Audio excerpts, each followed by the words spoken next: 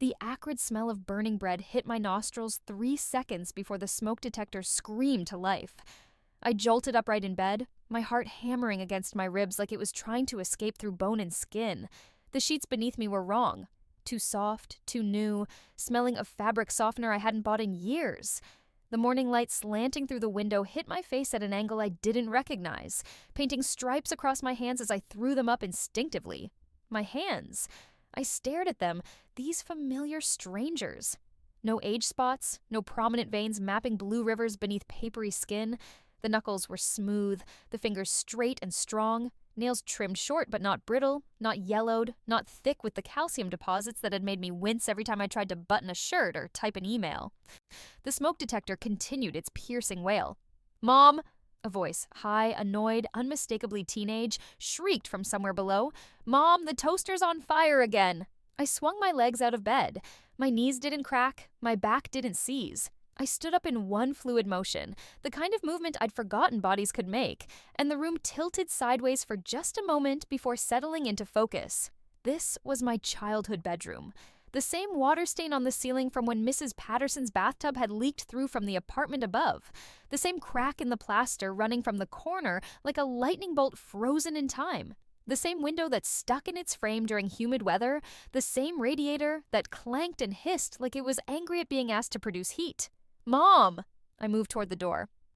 But my feet, these impossibly young feet, caught on the edge of the rug, and I stumbled, catching myself on the doorframe. My palm pressed against wood that should have been painted over by now, covered by the beige that Melissa had insisted on when she'd moved in, when she'd needed someone to watch the kids just for a few months while she got back on her feet. The paint was blue, chipped, faded, but blue, like it had been before. The smoke detector's battery finally died, cutting off mid-shriek, and in the sudden silence I heard my own breathing, ragged and too fast. I heard traffic from the street below, the 6 a.m. symphony of honking horns and rumbling trucks that I'd trained myself to sleep through for the first 18 years of my life. I heard a door slam, and children's voices. Children who should have been middle-aged by now, who should have had children of their own, who should have been planning my funeral instead of burning toast in a kitchen that belonged to a timeline I'd already lived. I walked down the hallway on legs that wanted to run, past the bathroom where the tiles were still intact, not yet cracked from the time 7-year-old Marcus had dropped the electric toothbrush, past the closet where Mom still kept her winter coats instead of Melissa's endless collection of suitcases that never quite made it to storage. The stairs creaked under my weight. The third step, always the third step, singing out like a warning bell. In the kitchen, smoke hung in the air like a gauzy curtain. The toaster, that ancient chrome monster with the frayed cord that Mom refused to replace because it had been a wedding gift, was indeed on fire. Or had been. Now it just smoldered. 2 blackened pieces of what might have once been bread sticking up from its slots like charred tombstones. A girl stood in front of it, waving a dish towel frantically. She was maybe 15, all gangly limbs and sleep-mussed hair, wearing an oversized t-shirt that read, "Central High Volleyball," in faded letters. Her face, turned toward me in exasperation, was achingly familiar. "Mom, I swear I was only—" She stopped, blinked. "Wait, who are you?" The question hit me like a physical blow. I opened my mouth, but no sound came out. The girl, Emma, her name was Emma, Melissa's oldest, stared at me with the blank incomprehension of someone looking at a stranger who'd wandered into her home. Not even a flicker of recognition. Not even the vague sense of, "I've seen you somewhere before," that you get when you pass the same person on the street twice. Nothing. "I'm calling my mom," Emma said, already reaching for the phone mounted on the wall. Her hand, so young, so unmarked by time, wrapped around the receiver. "Wait," I finally managed, and my voice came out wrong too. Higher, younger. The voice I'd had before cigarettes and whiskey and screaming at children who weren't mine to raise. The door to Mom's bedroom opened. My mother who I'd buried 12 years ago in a cemetery plot she'd had to buy on a payment plan, my mother who died in a nursing home where I visited every Sunday with flowers from the discount bin at the grocery store, walked into the kitchen in her bathrobe, or the blue one with the coffee stain on the lapel that I'd tried to wash out 100 times. She was alive. She was young. Her hair, still more brown than gray, was twisted up in the same pink foam rollers she'd used every Saturday night for as long as I could remember. Her face, creased with sleep but not yet carved with the deep lines of grief and disappointment, turned from Emma to me and back again. "Rachel," she said, and her voice held that particular note of weary patience that I remembered from every morning of my teenage years. "Please tell me you did not set the toaster on fire." Rachel. My name. Not Auntie Rachel or Aunt Ray or toward the end, just her when the kids talked about me like I was furniture. Not she or that woman who lives in the back room or, I don't know, some relative I think. Just Rachel. Because in this moment, in this impossible morning, I was not yet the unpaid nanny, not yet the sacrificial lamb, not yet the woman who would turn down a full scholarship to Stanford to stay home with children who would grow up not knowing my name. I was just Rachel, 18 years old, with my whole life ahead of me. "I didn't," I said, finding my voice again. "I just woke up." Emma was still holding the phone, still looking at me like I was an intruder. "Mom, who is this?" Mom sighed, moving to unplug the still smoking toaster. "Emma, honey, this is Rachel, my daughter, your aunt." "I don't have an aunt named Rachel," Emma said flatly. Mom paused, her hand on the toaster's cord.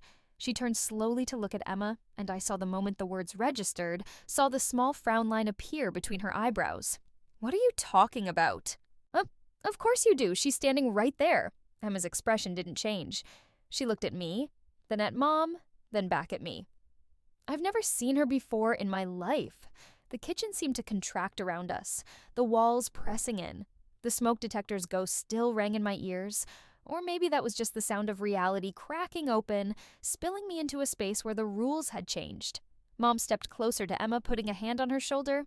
"Sweetie, are you feeling okay? Did you hit your head or—" "I'm fine." Emma pulled away, irritation sharpening her voice. "I'm not the one who's confused. I don't know who this person is, and I want to know why she's in our house." The phone rang. All three of us jumped. Mom recovered first, moving to answer it, but her eyes stayed on Emma, concerned and calculating. "Hello?" I watched Mom's face change as she listened, watched the color drain from her cheeks. "Melissa." Slow down. "What? No, Yes, Emma's here. She's fine. What do you mean you don't know where—" Mom's hand went to her throat, fingers pressing against the base of her neck where her pulse fluttered visible beneath skin. "Melissa, I don't understand what you're asking me. Emma spent the night here, like she does every weekend while you're at work, like she has for the past—" She stopped, listened. 2 years, Mom repeated faintly. "Melissa, what are you talking about? You just moved in with your boyfriend last month. You haven't left Emma here for 2—" The dish towel was still in Emma's hand, hanging limp at her side. She wasn't looking at Mom or the phone. She was looking at me. And in her eyes, I saw something I'd spent decades becoming familiar with. The specific variety of confusion that comes from having your reality contradicted by someone else's certainty. I'd seen it on my own face in the mirror often enough those last few years. When Melissa would tell her friends that she'd barely had any help raising her kids. When the kids themselves would talk about growing up with just Mom, as if I hadn't been there at every school play, every parent-teacher conference, every midnight emergency room visit. When my own mother would say things like, "Well, Rachel never really had any responsibilities," without a trace of irony.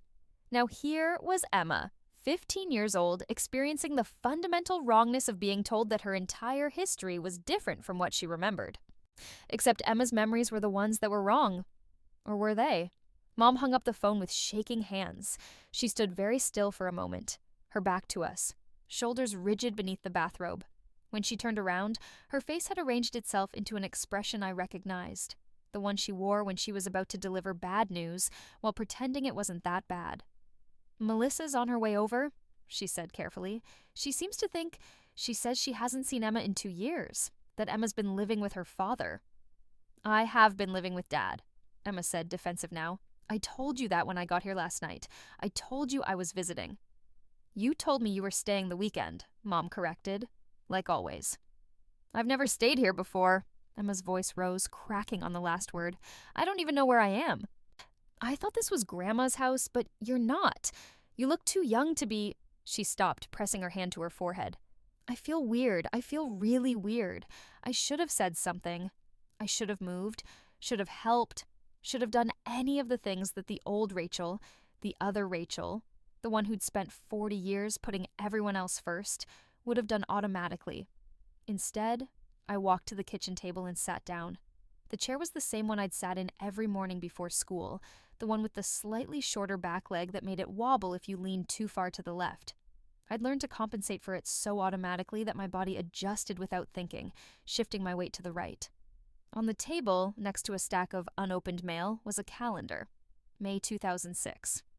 18 years before the heart attack that would kill me in a grocery store parking lot, clutching a bag of discount vegetables and a bottle of wine I'd bought to celebrate the fact that Marcus, Melissa's youngest, the one I'd read bedtime stories to for years, had gotten married without inviting me.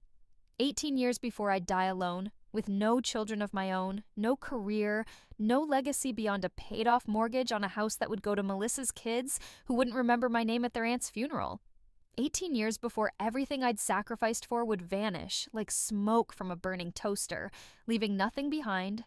I was 18 years old again, and Emma didn't know who I was.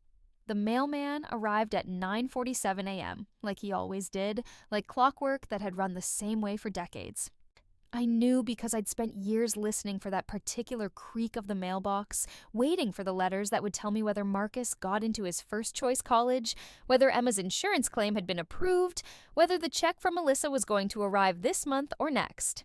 Now I sat at the kitchen table and listened to that same creak and felt nothing. Mom was on the phone with someone. A doctor, maybe, or Melissa's boyfriend, or possibly just her friend Carol, who worked as a nurse and could be counted on for medical advice at any hour. Emma had been sent to lie down in the guest room, which was still a guest room, and not yet the craft room Mom would convert it into after she decided that maybe, just maybe, she'd take up quilting, a hobby she'd abandoned 3 months and $200 in fabric later. The smoke had cleared. I'd opened the windows myself, moving through the kitchen with muscle memory so deep it bypassed thought. This window stuck at the halfway point. That one had to be lifted from the left side or the frame would catch. The back door needed to be pulled up slightly while turning the handle or the lock wouldn't disengage. I knew this house better than I knew my own body, or I had known it, in a life I'd already lived. The question was, which life was real? I stood and walked to the drawer next to the refrigerator, the junk drawer stuffed with expired coupons and rubber bands and batteries that might or might not still work. My hand reached for the back corner automatically, fingers finding the envelope tucked behind a stack of takeout menus. It was still there. I pulled it out slowly, like it might dissolve at my touch. The paper was crisp, expensive, embossed with a seal in the upper left corner, Stanford University, Office of Undergraduate Admissions. My hands trembled as I opened it, though I already knew what it said. I'd read this letter 100 times in the original timeline, memorizing every word, every clause, every promise of a future that had been snatched away. Dear Miss Rachel Chen, congratulations! It is our pleasure to inform you that you have been selected as a recipient of the Stanford Achievement Scholarship. Full ride, 4 years, room and board included, a stipend for books and living expenses. Everything I'd worked for through 4 years of high school, through every AP exam and extracurricular activity and essay revision, crystallized into this single piece of paper. I'd received it on a Tuesday. I'd been too excited to sleep that night, lying awake making plans, imagining the dorm room I'd decorate, the classes I'd take, the person I'd become. On Wednesday, Melissa had shown up. She'd been crying, which wasn't unusual. Melissa cried the way other people breathed, frequently, dramatically, and with little regard for who might be watching. But this time the tears had been accompanied by 2-year-old Marcus on her hip and Emma clinging to her leg, and a story about her boyfriend kicking her out, about having nowhere to go, about just needing a little help until she got back on her feet.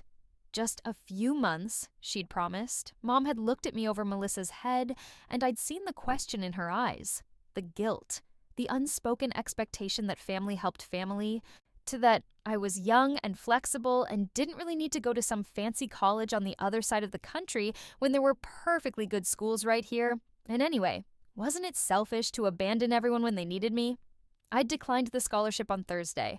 By Friday, I'd enrolled at the local community college, telling myself it was temporary, that I'd transfer after a semester or two, that this was just a small detour on the road to my real life. I'd still been telling myself that 20 years later. Now I stood in a kitchen that smelled of burnt toast and possibilities, holding a letter that represented a fork in the road I'd already taken, and I felt something crack open inside my chest. But not my heart, that had broken and mended and broken again so many times in the other timeline that it was more scar tissue than muscle. This was something else, something that felt like rage distilled into its purest form, concentrated down to a single, burning point. Emma didn't know my name. In this timeline, in this version of reality that shouldn't exist, Emma had been living with her father. Marcus wasn't even here, was probably still with Melissa wherever she was. Probably didn't remember spending every Saturday morning at this table eating the pancakes I'd learned to make because he refused to eat anything else. In this timeline, I apparently hadn't sacrificed anything yet. In this timeline, I might still have choices. Mom's voice drifted from the living room, still on the phone, still trying to make sense of a situation that defied sense. Don't understand, Carol. It's like she just appeared. Emma swears she's never seen her before, but I remember everything. I remember Rachel being here. I remember... She stopped. I could hear the moment the realization hit, even from the other room. The sharp intake of breath. The pause that stretched too long. Carol, Mom said, and her voice had changed, gone thin and uncertain.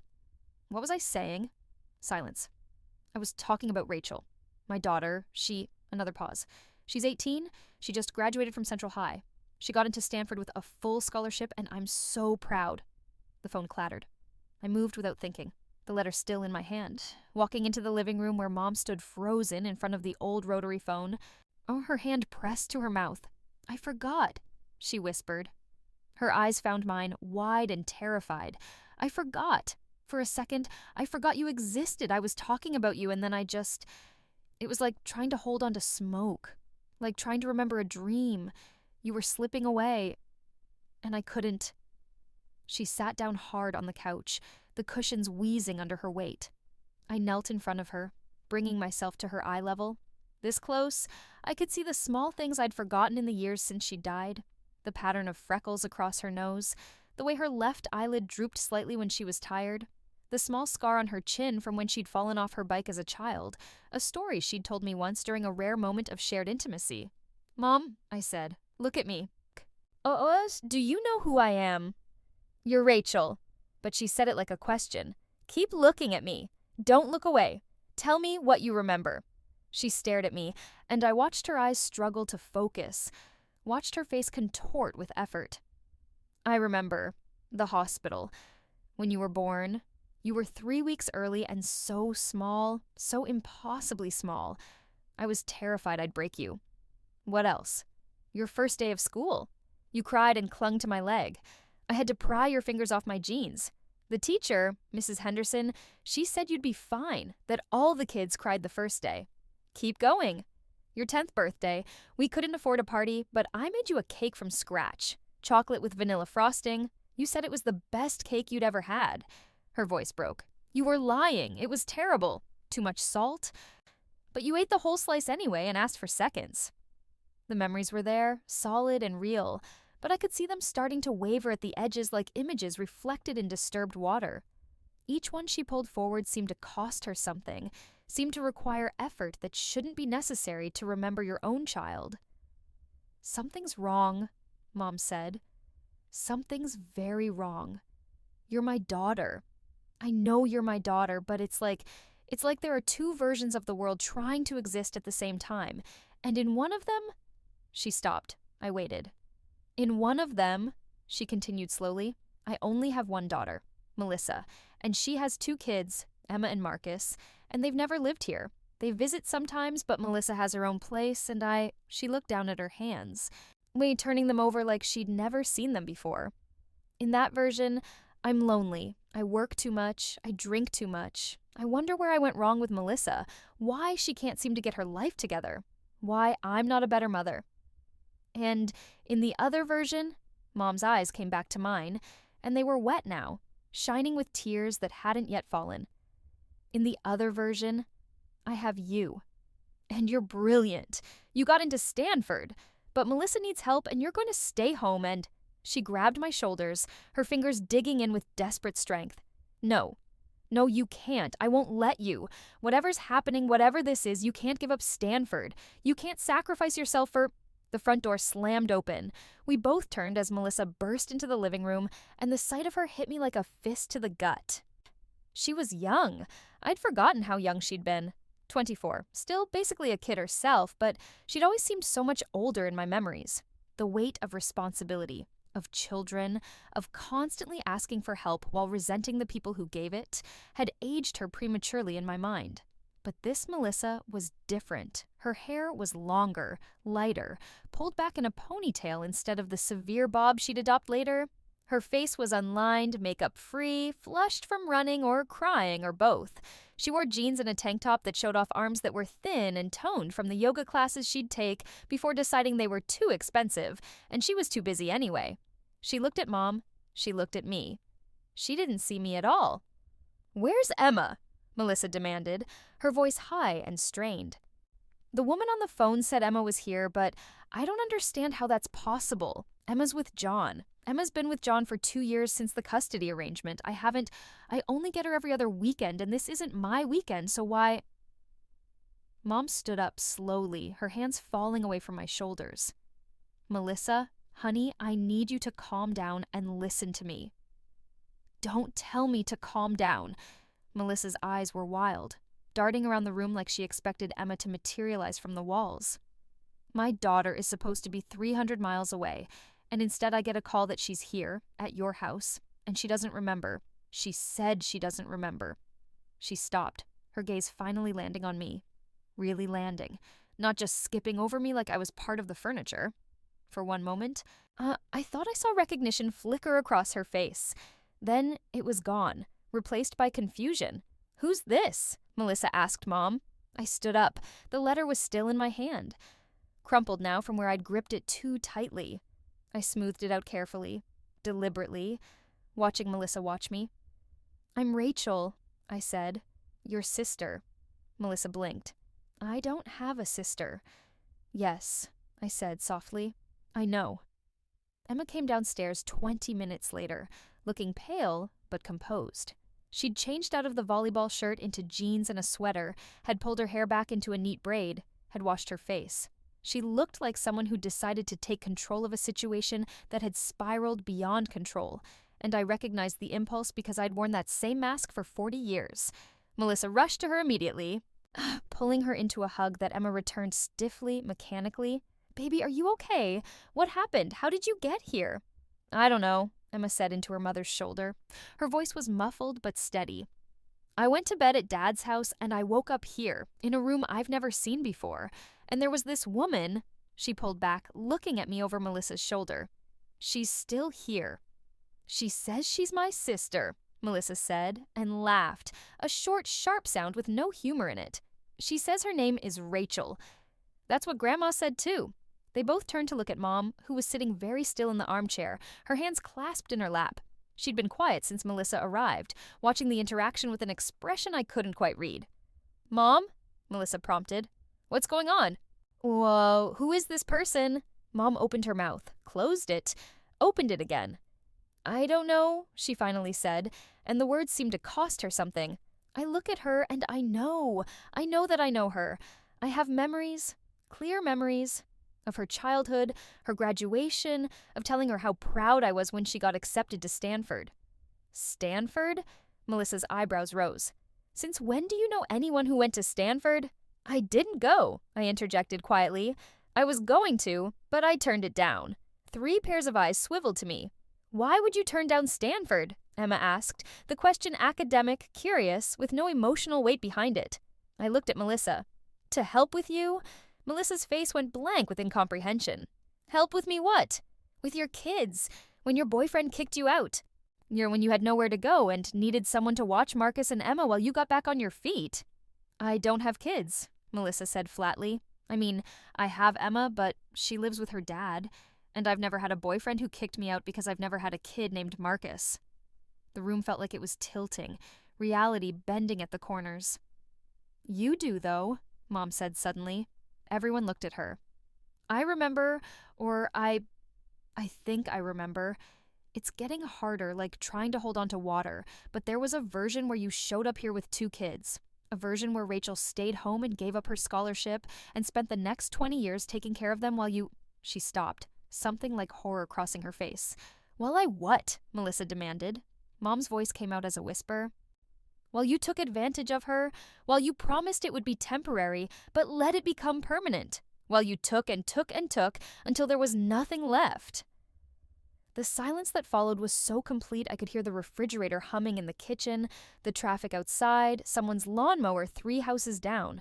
Melissa's face had gone white. "I wouldn't do that." "You would," I said, and my voice came out harder than I'd intended. "You did. In another life, another timeline, another version of this morning, you did." "That's insane." Melissa turned to Emma. "We're leaving. I don't know what kind of game this is, but..." "Wait." Emma held up a hand. "Mom, just wait a second." She was looking at me with an expression I'd seen before, though it took me a moment to place it. It was the look she'd worn at 14. Or in the other timeline, when I'd tried to explain algebra homework to her. The look of someone working through a problem, turning it over in her mind, examining it from all angles. "This is going to sound crazy," Emma said slowly, "but what if she's telling the truth? Emma, no, listen. I woke up in a strange place, a place I've never been, in a room I've never seen, with people I don't know telling me I've been here every weekend for years. But the weird thing is..." She paused, frowning. "The weird thing is, it doesn't feel completely wrong. It's like déjà vu but stronger, like I've lived this before but forgot." She turned to me. "You said you have memories of taking care of me, of raising me." "Yes." "Tell me something. Something specific. Something that only someone who raised me would know." I thought about all the small intimacies of parenting that weren't really parenting because I'd never been given the title or the authority or the respect. I thought about the scraped knees I'd bandaged, the nightmares I'd soothed, the first period I'd explained because Melissa was working late again and couldn't be reached. "You're afraid of butterflies," I said. "Not moths or bees or wasps, just butterflies. When you were 3, one landed on your arm at the zoo, and you screamed so loud the security guard came running. You've been terrified of them ever since. You try to hide it because you know it's irrational, but every spring when they start appearing, you take the long way around gardens and refuse to go to the butterfly exhibit at the museum." Emma's face had gone very still. "Last year, or in my timeline, it was last year, you had a date to the homecoming dance. His name was Trevor. He brought you a corsage with butterflies on it. Little silk ones. Very delicate and pretty. You wore it the whole night, even though your hand was shaking every time you looked at it. You told me later that you didn't want him to know. Didn't want to seem weird or childish. How?" Emma's voice cracked. "How could you possibly know that?" "Because you told me," I said simply. "The next morning when we were making breakfast. You said you felt silly but also proud of yourself for facing your fear. I told you that was brave, that it takes more courage to do something when you're afraid than when you're not." Emma's hand went to her wrist, touching the spot where a corsage would have rested. "I don't remember that. I don't remember telling anyone that. I don't even..." She stopped, her eyes going distant. "There was a butterfly," she said slowly, "at the dance. Just one. It flew in through the open door and everyone was taking pictures of it, saying how magical it was, how perfect. And I felt sick. I wanted to run, but Trevor was next to me and he was so happy, so I just stood there and smiled and..." She looked at me and her eyes were wide, pupils dilated with something that might have been fear or might have been understanding. "I never told anyone that," she whispered. "I never told anyone I was scared. I've never told anyone about the zoo. I don't even remember the zoo. But I know it's true. I know that happened." "No," Melissa said sharply. "No, this is some kind of trick, some kind of, I don't know, maybe she looked you up on social media. Maybe she's a stalker or..." "Mom," Emma's voice was gentle but firm. "I've never posted about butterflies. I've never mentioned it to anyone. The only person who could possibly know is someone who was there, someone who was at the dance or someone I told afterward." She turned back to me. "You're saying you raised me. For how long?" "From when you were 2 until you were 17. 15 years? Yes." "And in that timeline, I lived here, with you and Grandma?" "Yes, your mother, Melissa. She'd drop you and Marcus off on Monday morning and pick you up Friday night, if she remembered. Sometimes it would be Saturday. sometimes Sunday. And you took care of us? Yes. Why? The question was simple, direct, devastating. If she was using you like that, why did you let her? I opened my mouth to answer and found I didn't have one. Or I had too many. Because I was young and stupid and thought family came first. Because Mom needed me to. Because I'd already turned down the scholarship and sunk cost fallacy was a powerful drug. Because the kids needed stability, and I couldn't bear to let them suffer for their mother's choices. Because I kept thinking this would be the last time, the last favor, the last sacrifice. And then I could finally live my own life. Because I didn't know how to say no. I loved you, I finally said, and it was both true and completely inadequate. Both of you. Marcus, too. I loved you, and I thought that was enough. But we didn't love you back, Emma said. It wasn't a question. You didn't know me well enough to love me. By the time you were old enough to form real opinions, I searched for the word. Furniture. Always there. Necessary, but invisible. Your mother was the fun one, the one who bought you presents and took you to Disney World once a year. I was the one who made you eat vegetables and enforced bedtime. And when we got older, Emma's voice was very quiet now, did we appreciate what you'd done? No. The word hung in the air between us. We forgot you, Emma said. Didn't we? Yes. Even though you raised us. Yes. She turned to Melissa.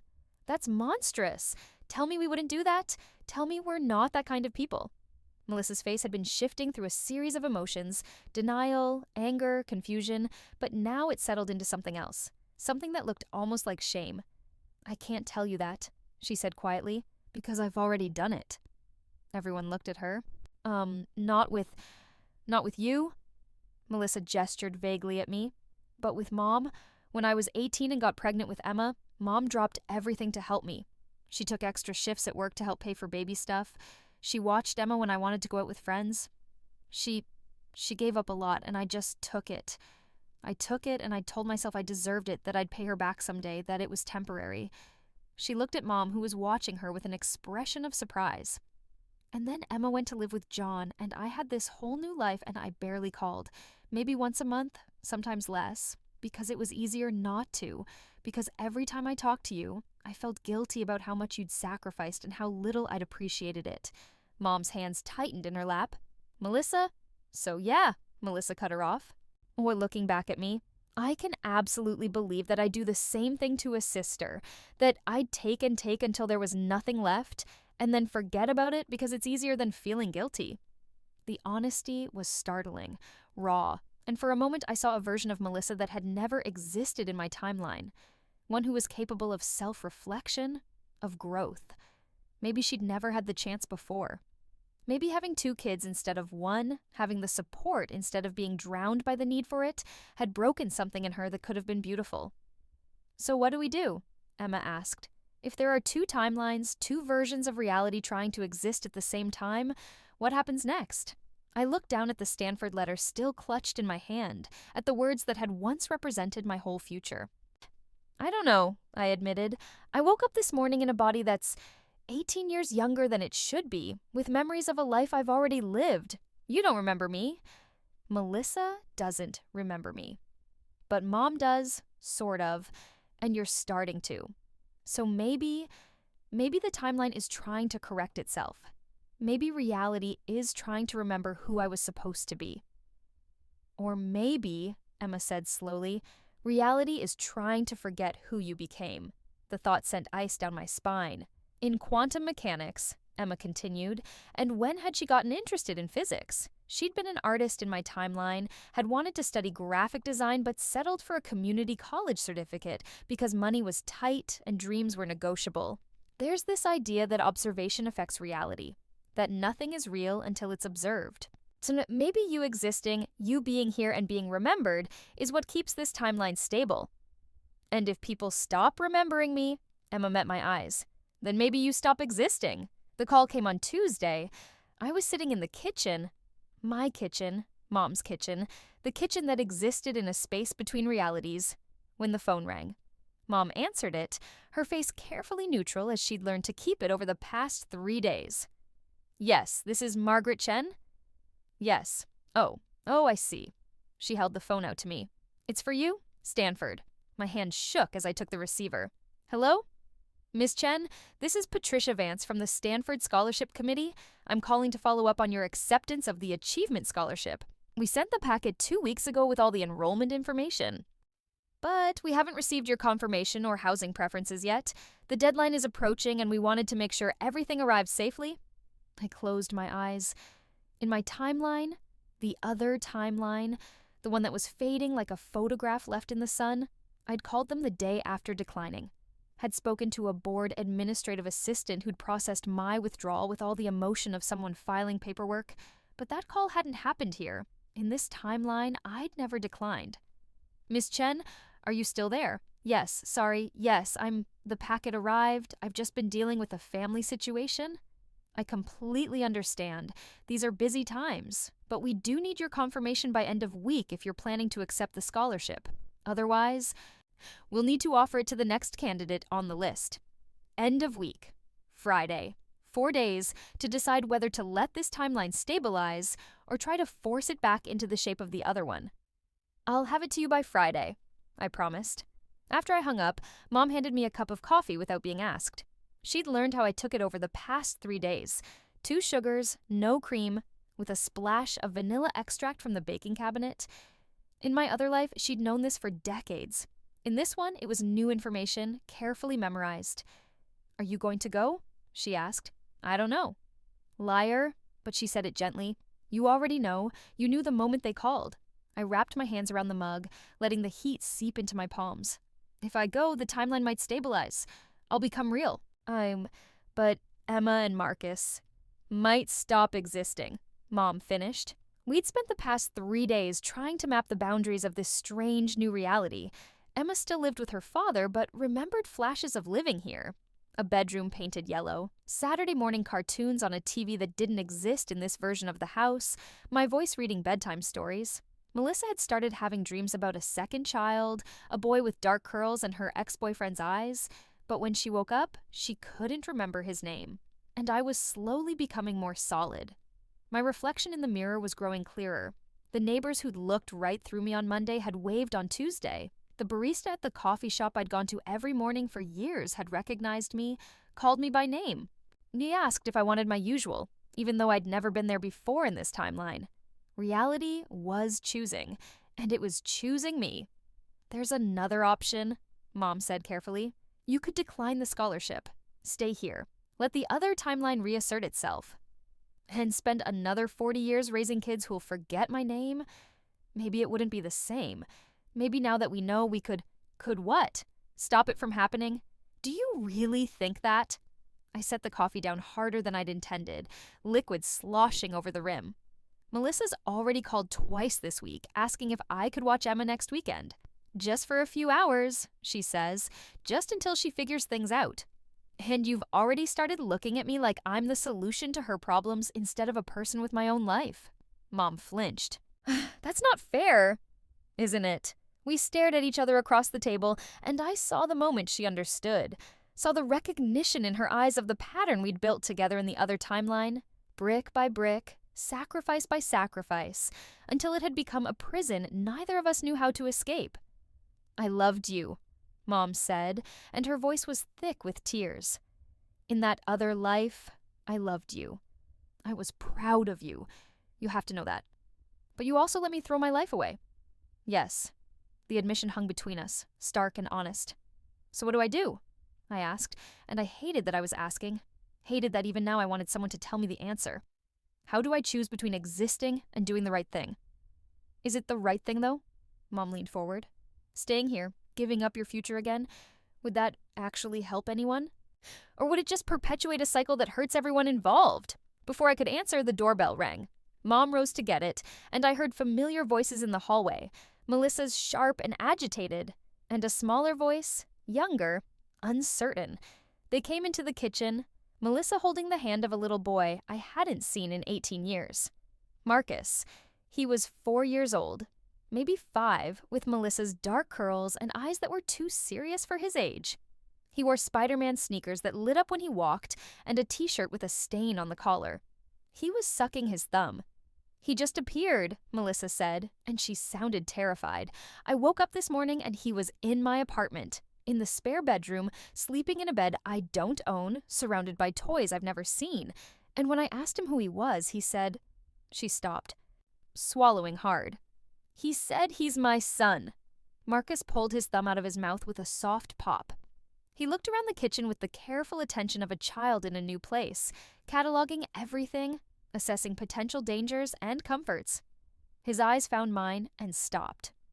"Aunt Ray," he said, and his whole face lit up with a smile I'd forgotten, a smile I'd last seen decades ago before life had worn it away. "I had a bad dream. I dreamed you weren't real." Then he let go of Melissa's hand and ran to me, small arms wrapping around my legs, face pressing into my hip. "But you're here," he said, muffled against my jeans. "You're real?" I stood frozen, feeling the weight of him against me, the trust in that embrace. My hands hovered over his head, unsure whether to push him away or pull him closer. "Marcus," I said carefully, do you know where you are?" "Home." He said it with a 4-year-old's certainty. "This is home. This is where we live, you and me and Emma and Grandma." "And your mom?" He pulled back to look at Melissa, and his expression shifted to something more complicated. "Mom visits," he said. "Sometimes, when she's not busy with work." Melissa made a sound like she'd been punched. "Marcus," she said, kneeling down to his level. "Sweetie, I need you to listen to me. I don't have an apartment with a spare bedroom. I don't have toys for you. I don't—" "It's okay," Marcus interrupted with the patience of a child who's had this conversation before.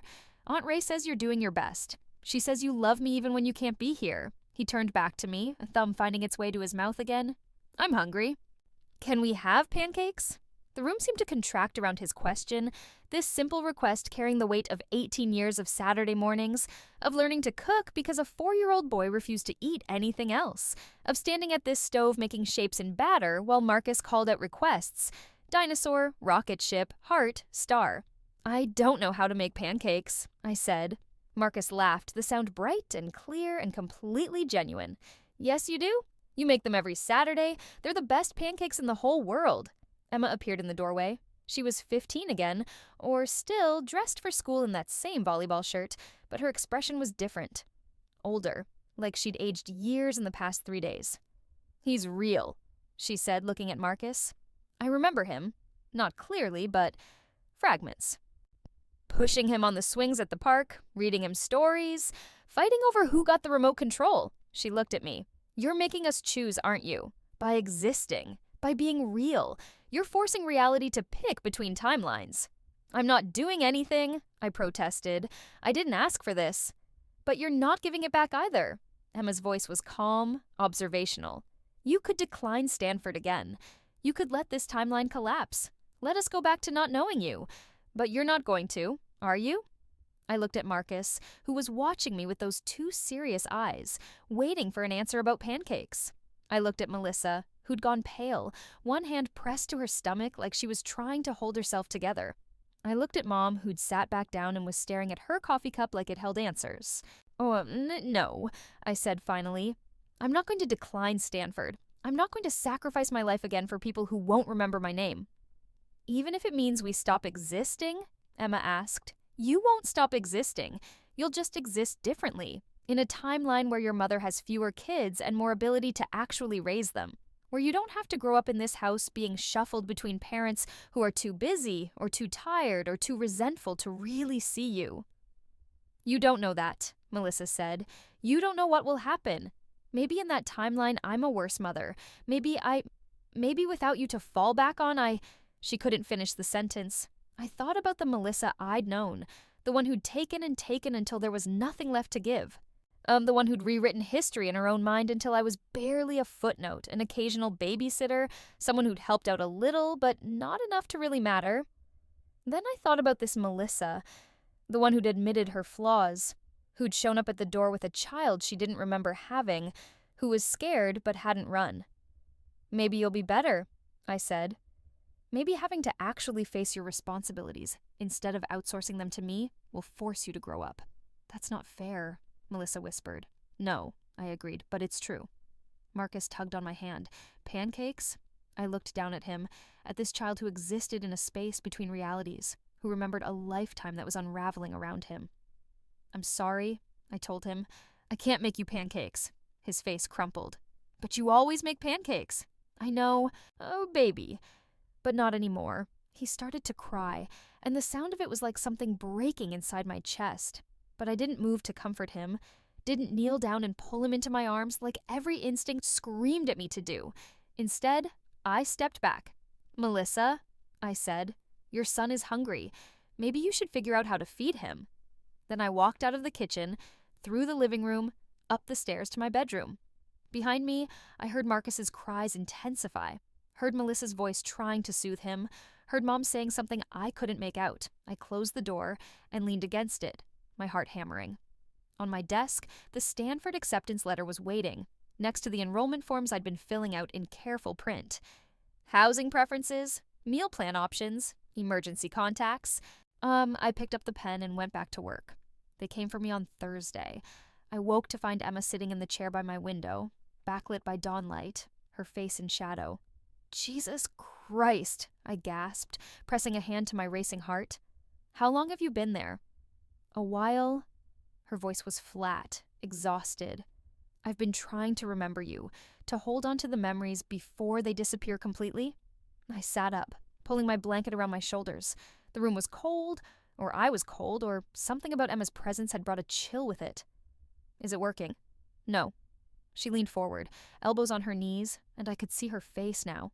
She looked terrible, dark circles under her eyes, skin pale, hair unwashed and tangled. "Every time I get close to a memory, it slips away, like trying to grab water. I know there's something there. Something important, but I can't hold on to it." "Maybe you're not supposed to." "Maybe." She was quiet for a moment. "Marcus is getting worse. He woke up screaming last night, saying he couldn't remember his room, couldn't remember what his bed looked like, what toys he owned. Mom tried to take him to a doctor, but he..." She stopped. "He what?" "He disappeared, just for a few seconds. Mom says she looked away to grab her keys, and when she looked back, he was gone. Then he was there again, but more transparent, like you could see through him if you looked hard enough." I thought about quantum mechanics, about observation affecting reality, about the physics of existence. "He's fading," I said, "because you're choosing to be real, because you're going to Stanford, and that means this timeline, the one where Mom has 2 kids instead of 1, though where you stayed home and sacrificed everything, that timeline is collapsing." "Yes." Emma stood up, moving to the window. The rising sun painted her in shades of gold and shadow. "Do you think it hurts?" she asked quietly. "Ceasing to exist?" "I don't know." "He's 4 years old. He doesn't understand what's happening. He just knows that everything he's ever known is disappearing, and there's nothing he can do to stop it." The guilt hit me like a physical blow. "Emma, I'm not trying to make you feel bad," she interrupted. "Or maybe I am, I don't know. I'm trying to understand. You lived a whole life, 40 years of taking care of us, of putting us first, of sacrificing everything, and now you have a chance to undo it, to get back everything you lost." She turned to face me.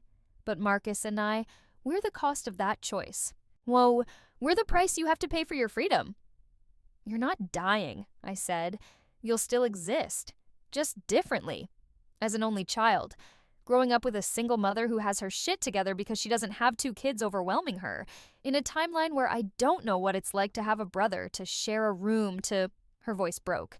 "I'm starting to remember," she said. "Little things, important things.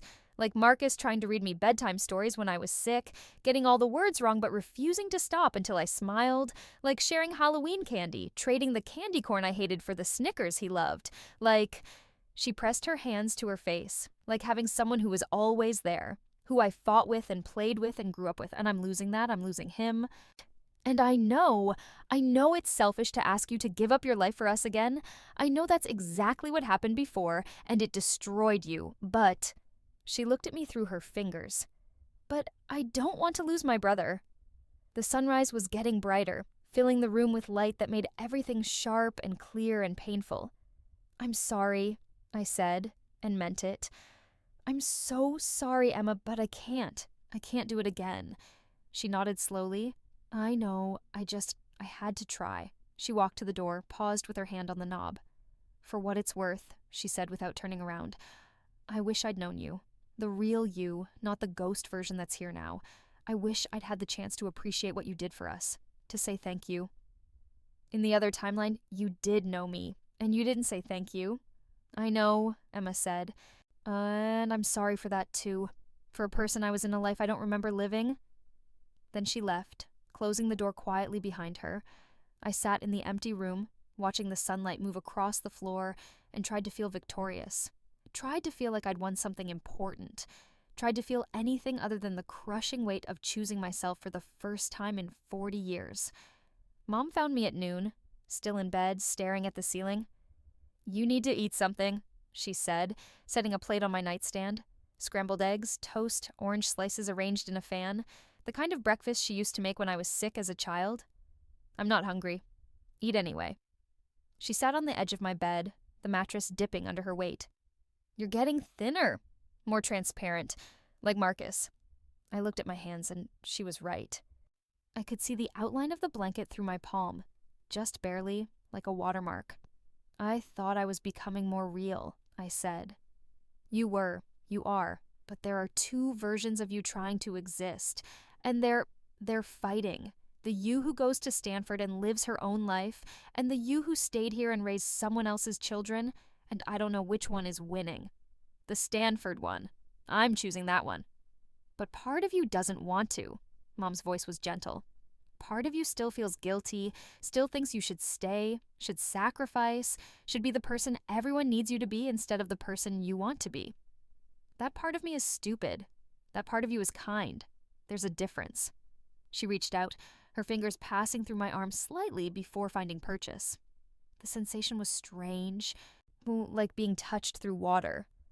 I've been thinking about the other timeline, the one where you stayed, where you gave up everything for Melissa's kids. And I was a terrible mother. She said it matter-of-factly, like announcing the weather. I let you sacrifice yourself because it was easier than dealing with Melissa's failures. I let you believe that family meant giving up everything with nothing in return. I taught you that your dreams were negotiable, but everyone else's needs were mandatory. You didn't force me to stay. Didn't I? She looked at me.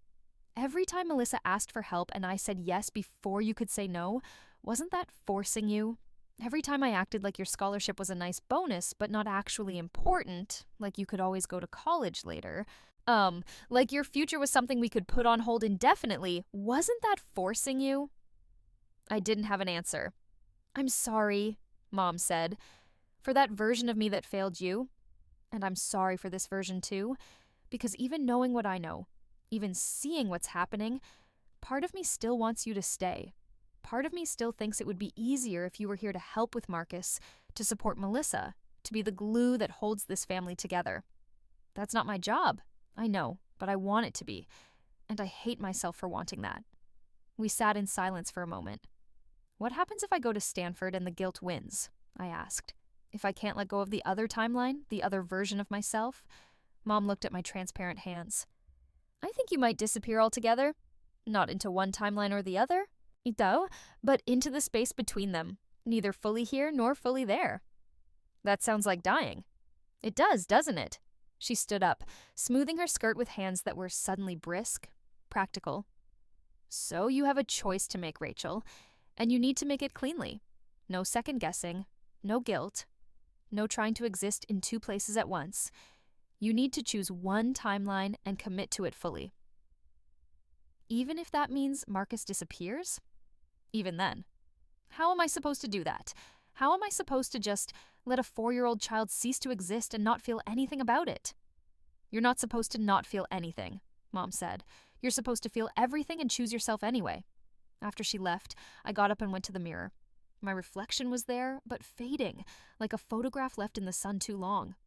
I could see the wallpaper behind me through my shoulder, could see the door frame through my chest. I was disappearing. The person I'd been, the martyr, the sacrifice, the woman who gave up everything, was pulling me back, dragging me down into a timeline that had already consumed 40 years of my life. I thought about Marcus crying for pancakes. I thought about Emma losing her brother. I thought about Melissa having to actually be a mother instead of a part-time parent with a built-in safety net. I thought about myself at 60, dying alone in a parking lot, clutching discount vegetables and cheap wine, having given everything and received nothing. Then I picked up my phone and called Stanford. "Scholarship office, this is Patricia." "This is Rachel Chen," I said, watching my reflection flicker in the mirror. "Well, I'm calling to confirm my acceptance."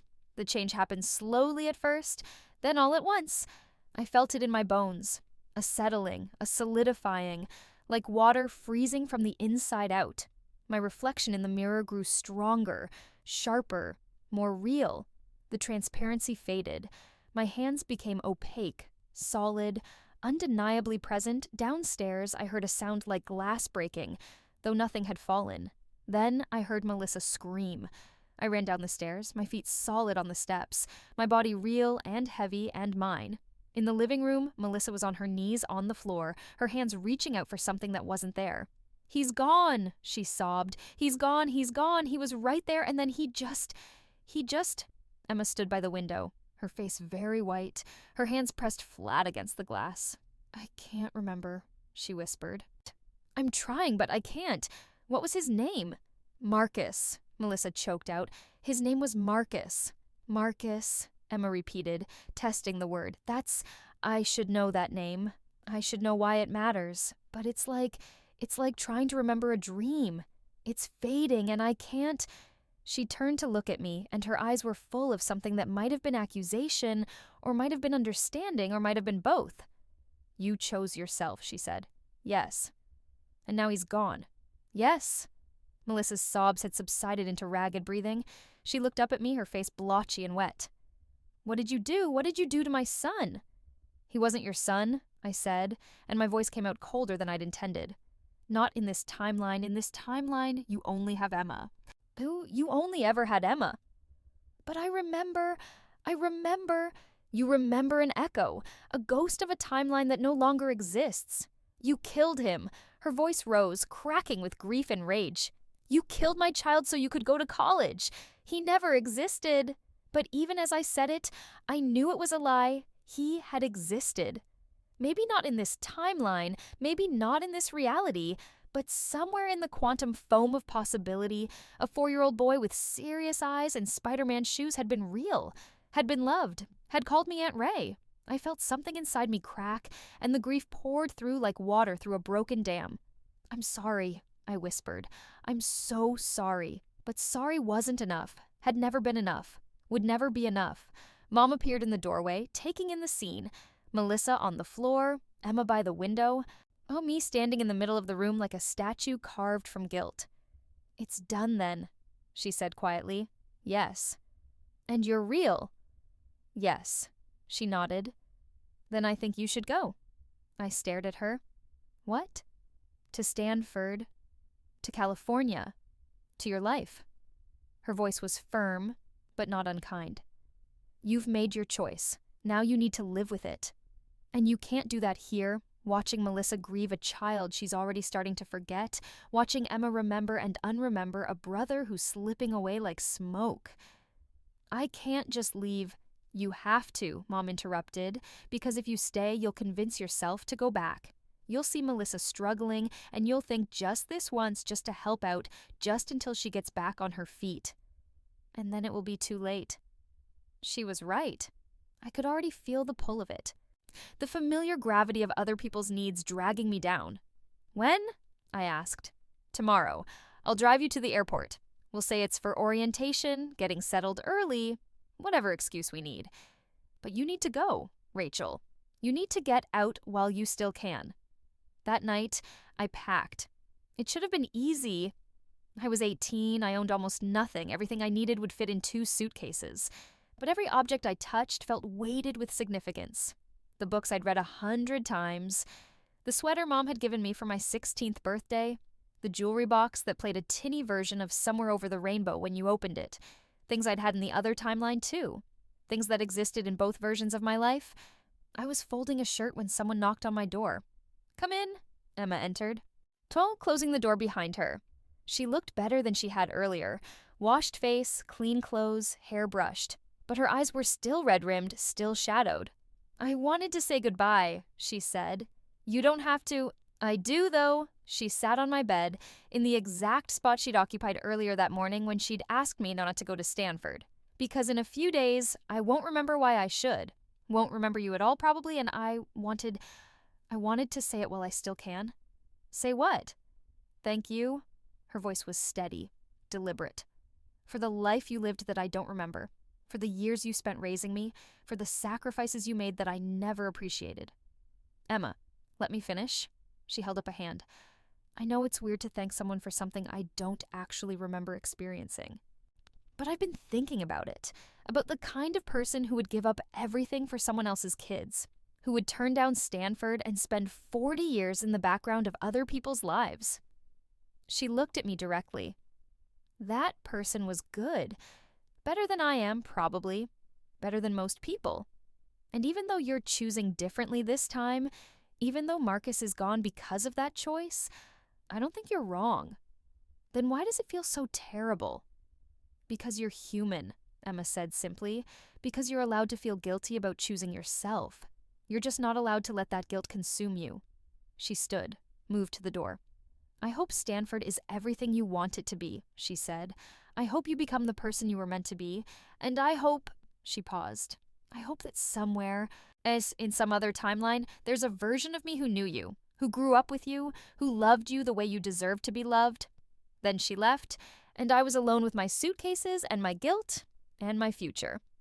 The airport was chaos. Screaming children, harried travelers, the smell of coffee and stress and recycled air. Mom and I sat at the gate, not talking, both of us staring at the departure board like it held answers to questions we hadn't figured out how to ask yet. "You'll call when you land," Mom said. Not a question. Yes. "And you'll eat. 3 meals a day. I know what you're like when you get focused on studying. Mom." She stopped, turning to look at me. There were tears in her eyes, though she was fighting hard to keep them from falling. "I don't want to let you go," she admitted. "Even knowing everything I know, even seeing what happened with Marcus, part of me still wants to ask you to stay. But you won't." "But I won't." She took my hand, gripping it tightly. "Because I love you. The real kind of love that wants what's best for you. Not the selfish kind that keeps you close out of convenience." The PA system crackled to life. "Now boarding flight 243 to San Francisco. All zones." I stood, picking up my carry-on. Mom stood too. And then suddenly we were hugging. Her arms tight around me, her face pressed into my shoulder. "I'm sorry," she whispered, "for the other timeline, for failing you, for letting you disappear. You didn't know. I did, though. Deep down I knew, and I let it happen anyway because it was easier." She pulled back, holding me at arm's length. "Don't let anyone do that to you again," she said fiercely. "Don't let anyone convince you that your dreams are negotiable. Don't let anyone make you smaller just to fit into the space they've decided you should occupy. I won't. Promise me." "I promise." She nodded, satisfied, and let me go. I was halfway down the jetway when I heard her call my name. I turned back to see her standing at the gate, one hand raised in farewell. "Rachel," she called. "I want you to know, in any timeline, in any version of reality, I'm proud of you." The words hit me like a physical blow. In 40 years of the other timeline, she'd never said that. Never quite managed to articulate what I'd meant to her, what I'd sacrificed, what I'd become in service of other people's needs. Now, in this timeline where I was choosing myself, she finally could. I waved back, then turned and walked onto the plane. I'd expected the flight to be uneventful. 5 hours of staring out the window, maybe watching a movie, definitely avoiding thinking about Marcus or Emma or the timeline I'd erased. Instead, reality fractured. It started small. The woman in the seat next to me flickered. There and not there, solid and transparent, like a light bulb about to burn out. I blinked hard, trying to clear my vision, but when I looked again, she was still doing it, still shifting between states of existence. "Excuse me," I said. "Are you—" She turned to me, and her face was Emma's face, but older. Emma at 30, maybe 35, with lines around her eyes and gray streaking through her hair. "You chose wrong," Emma, who wasn't Emma, said. I jerked back in my seat. "What?" "You chose wrong. You killed Marcus. You killed the version of yourself who was good and selfless and worthy of love. You chose to be selfish, and now the woman flickered again and became herself, a stranger in her 50s, reading a magazine, completely unaware that she'd just been someone else. I looked around the cabin. Everyone was flickering now. The businessman across the aisle became my mother, became himself again. The flight attendant became Melissa, face twisted with grief, then snapped back to a cheerful stranger offering drinks. The plane itself seemed to waver, the walls going transparent for just a moment, showing me the sky outside. Except it wasn't sky. It was the living room of Mom's house, with Marcus playing on the floor, building a tower out of blocks that kept falling down. He looked up at me and smiled. "Aunt Ray," his voice echoed from nowhere and everywhere. "Why did you leave?" "You're not real," I whispered. "You don't exist in this timeline." "Are you sure?" The plane cabin solidified, but Marcus's voice remained. "Are you sure you're not the one who doesn't exist? The one who's fading? The ghost of a choice you're too guilty to commit to?" I closed my eyes, pressing my palms against them hard enough to see stars. This wasn't happening. This was guilt, or exhaustion, or some kind of psychotic break brought on by quantum timeline manipulation and the stress of erasing a child from existence. When I opened my eyes again, everything was normal. The woman next to me was reading her magazine, the businessman was typing on his laptop, the flight attendant was pushing the drink cart down the aisle, her smile professional and distant. But I could still feel it. The instability, the sense that I was standing on ice that was about to crack. I pulled out my phone, intending to what? Text Mom? Google? Am I having a mental breakdown? Call Stanford and tell them I'd changed my mind? Instead, I found a text from a number I didn't recognize. "This is Emma. I got your number from Grandma's phone. I know you're on the plane now. I know you're probably freaking out. I know this is going to sound crazy, but I need you to listen." My hands shook as I scrolled down. I looked up quantum mechanics, talked to my physics teacher. He said that in theory, if two timelines try to exist in the same space, there's a period of instability before one wins out. A period where reality can't decide which version is correct. You're in that period now. And I think there are more than two timelines. I think every choice creates a branching point.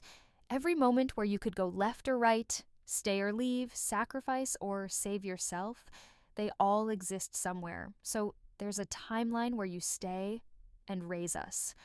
Where you spend 40 years putting us first, and we forget your name. There's a timeline where you go to Stanford and Marcus never exists, and I grow up as an only child. But there might be others, timelines where you go to Stanford and we still exist, where you get to be yourself without erasing us, where everyone gets what they need without anyone having to disappear. I don't know how to find those timelines. I don't know if they're even accessible. But I think as long as you're in this unstable period, as long as reality is still deciding, you might be able to choose which one becomes real. You don't have to choose between yourself and us. You just have to stop thinking in binaries.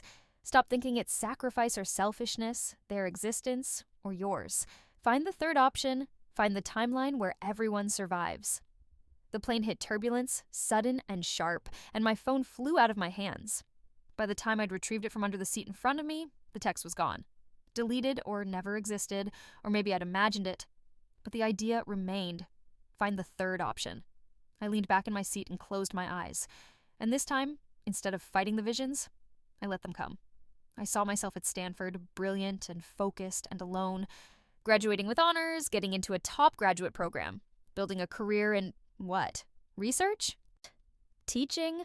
Something impressive and solitary and hollow. I saw myself visiting home for Christmas and finding Mom smaller, older, tired. Melissa struggling as a single mother, working 3 jobs to keep Emma fed and clothed and safe.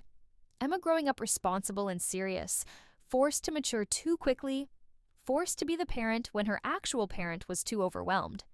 In this timeline, I succeeded, and everyone else struggled. Then I saw myself at home, declining Stanford, making pancakes for Marcus every Saturday. I saw the years bleed together, each one indistinguishable from the last. I saw my dreams shrinking, narrowing, disappearing like water down a drain. I saw myself at 40, at 50, at 60, always in the background, always necessary but invisible. In this timeline, everyone else thrived, and I ceased to exist. But then I saw something else, A third option, shimmering at the edge of possibility. I saw myself at Stanford, but different. Not alone, not cut off from my family, but set free by them. I saw Mom strong enough to say no to Melissa's endless requests. I saw Melissa forced to grow up, to actually parent, to become the person she could have been if she'd never had an easy safety net. I saw Emma and Marcus, because Marcus could exist. He could be born in this timeline too, growing up with a mother who was present, who was trying, who was learning to be better. And I saw myself visiting home for Thanksgiving, for Christmas, bringing stories of research projects and new friends and the person I was becoming. I saw Emma asking me about college applications, Marcus asking me about science experiments, both of them knowing my name, not because I'd raised them, but because I was someone worth knowing. In this timeline, I got to be myself and be part of their lives. In this timeline, no one had to disappear. The question was, how did I make it real? I opened my eyes and found the cabin still flickering, still unstable, still caught between possibilities. And I understood. Reality was waiting for me to choose. Not between timelines, but between versions of myself, the martyr or the selfish, the ghost or the monster. Or the third option? The woman who could be kind without being sacrificial, who could help without disappearing, who could love her family without losing herself. I took out my phone. It was back in my hand, solid and real, and called Mom. She answered on the first ring. Rachel? Is everything okay? I need you to do something, I said, and it's going to sound crazy, but I need you to trust me. Okay. When Melissa asks you to watch Emma next weekend, because she will, she always does, I need you to say no. Silence. Mom? I heard you. Are you sure? Completely. Tell her no. Tell her you have plans. Tell her Emma is her responsibility, not yours. She'll be angry. Let her be angry. Let her figure it out. Let her be the parent instead of expecting you to be the parent for her. I heard Mom take a deep breath, then let it out slowly. Okay, she said. I'll say no. And when she calls me, because she will, asking me to come home and help out, to take a semester off, to put my life on hold just this once, I'll tell her to call someone else. Mom finished. I'll tell her you're not available. Say that you're living your life. Exactly. Another pause. Rachel, Mom said carefully, what's happening? You sound different. You sound real? Yes. I'm choosing reality, I said. The one where I get to exist and you all get to exist. The one where no one has to sacrifice or disappear or fade away. I didn't know that was an option. Neither did I, but I think it always was. We just couldn't see it because we were too busy thinking in extremes. All or nothing. Selfless or selfish. Your needs or mine. The plane stopped flickering. I looked out the window and saw clouds, solid and white and real. Looked down at my hands and saw them opaque, substantial mine. I have to go, I told Mom. We're landing soon. Call me when you get to the dorm? I will. And Rachel, yeah? I love you. The real you. Not the version who sacrifices everything. Not the version who runs away from responsibility. Just you. My throat tightened. I love you too.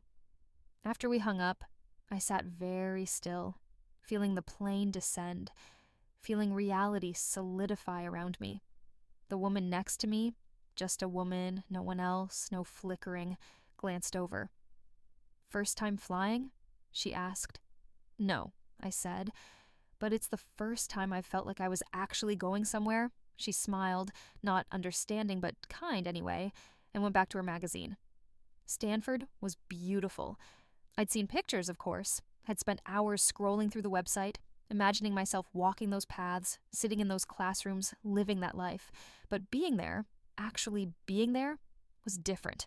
The buildings were old and stately, Hizua covered in sandstone that glowed gold in the late afternoon light. Students sprawled on the lawns, studying or sleeping or playing frisbee. Someone was playing guitar under a tree. Someone else was arguing passionately about philosophy or politics or the best pizza place on campus. I stood in the middle of it all with my suitcases at my feet, and I felt real, solid, present. This was my life. Mine, not built on anyone else's sacrifice, not stolen from anyone else's existence. just mine. "You look lost," a voice said. I turned to find a girl about my age, wearing a Stanford t-shirt and carrying an armload of books. "First day?" she asked. "How could you tell?" "You have that look, terror mixed with exhilaration. It's very distinctive." She shifted her books to one hip, extending a hand. "I'm Priya, sophomore." "Oh, molecular biology?" I shook her hand. "Rachel, freshman. Undecided." Undecided is smart. Gives you time to figure out what you actually want instead of what you think you're supposed to want. She gestured with her chin. "You heading to the dorms?" Eventually, I was just taking it in. "Fair enough. This place can be overwhelming at first, but you'll get used to it." She started to walk away, then paused. "Hey, some of us are getting dinner later if you want to come. Nothing fancy, just pizza and complaining about our professors. You'd be welcome." I almost said no, almost fell back into the pattern of declining, of putting myself last, of waiting for permission to take up space. But then I remembered. I was choosing differently now. I was choosing to exist. "I'd love to," I said. Priya's face lit up. "Awesome. Oh, meet at the dining hall at 6? "I'll be there."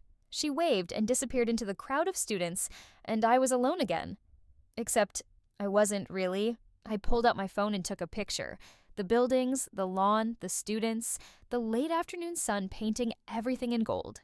Then I sent it to Mom with a message. "I'm here. I'm real. I'm choosing this." Her response came almost immediately. "I'm so proud of you." Then another message. "Melissa called, asked me to watch Emma this weekend. I said no." And another. "It was hard, but I did it." And one more. "We're learning, all of us, how to be a family without anyone having to disappear." I looked at the messages, feeling something settle inside my chest. Not happiness exactly. Not yet. But something that might become happiness, given time. Hope, maybe. Or just the quiet certainty that I'd made the right choice. My phone buzzed again. This time it was a number I didn't recognize, but I knew somehow who it was before I opened the message. "This is Emma. I don't know if you'll get this. I don't know if this version of me exists in your timeline or if I'm sending messages into a void.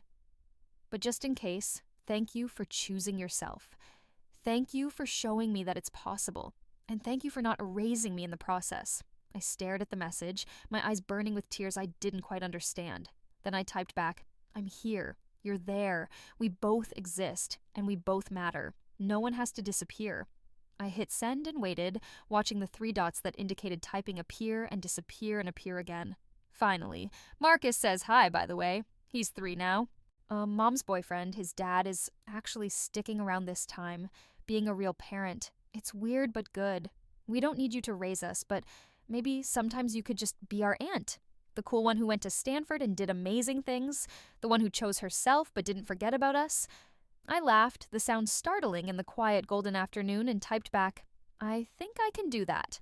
That night, I lay in my dorm room.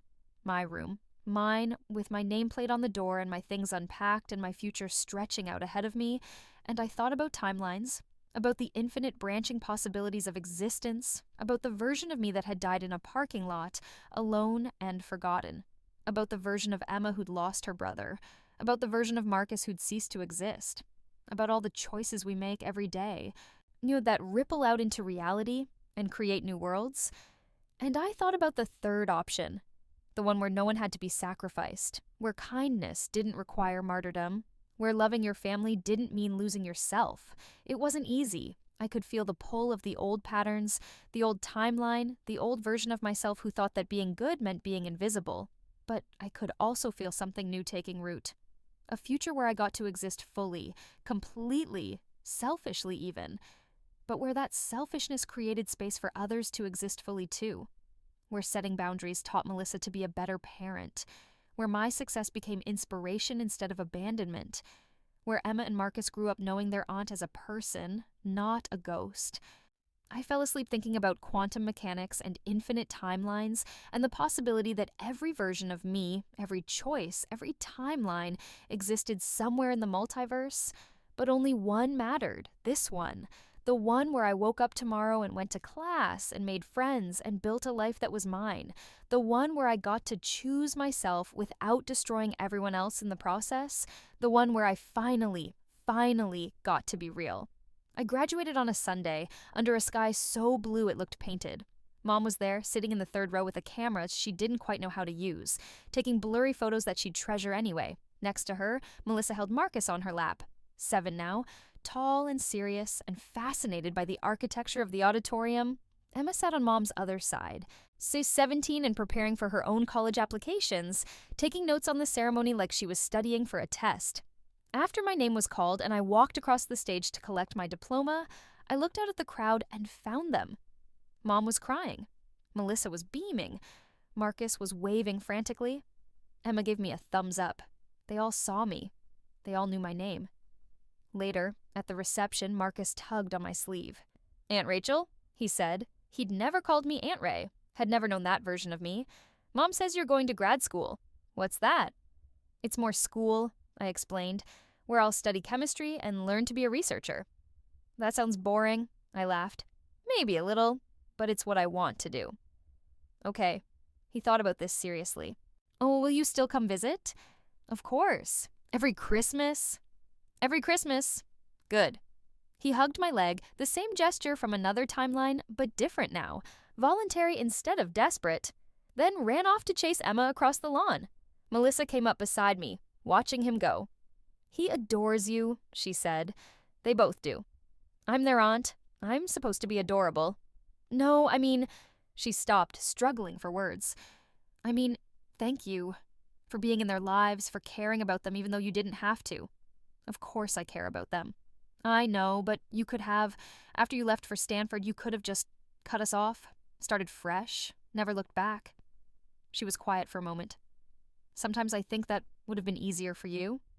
"Maybe," I admitted, "but I didn't want easy. I wanted real."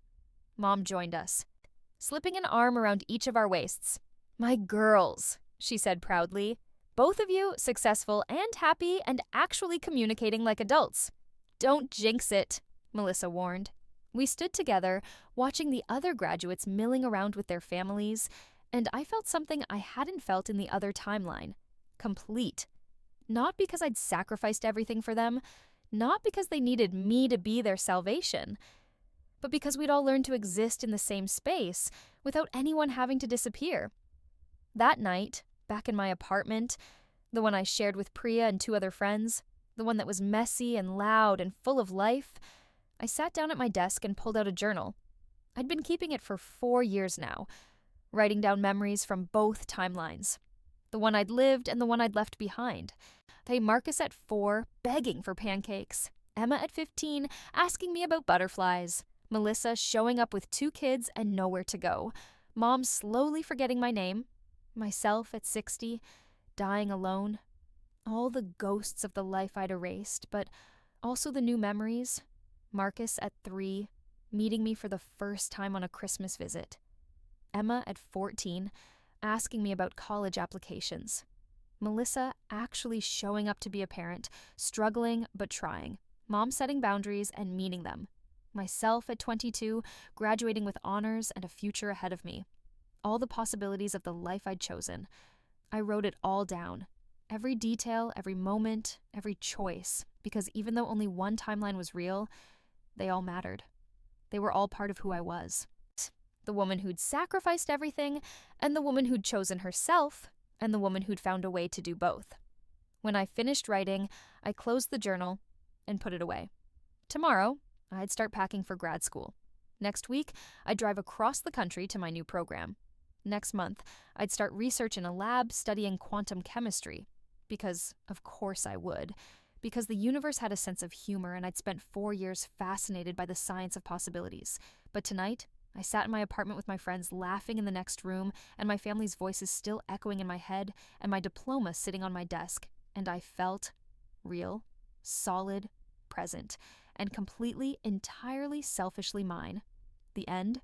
Sometimes the greatest act of love is learning to exist without sacrificing yourself in the process. Sometimes the hardest choice is choosing to be real. Sometimes the only way to save everyone is to save yourself first. And sometimes, just sometimes, there's a third option. A timeline where everyone gets to exist, where everyone matters, where no one has to disappear. You just have to be brave enough to choose it.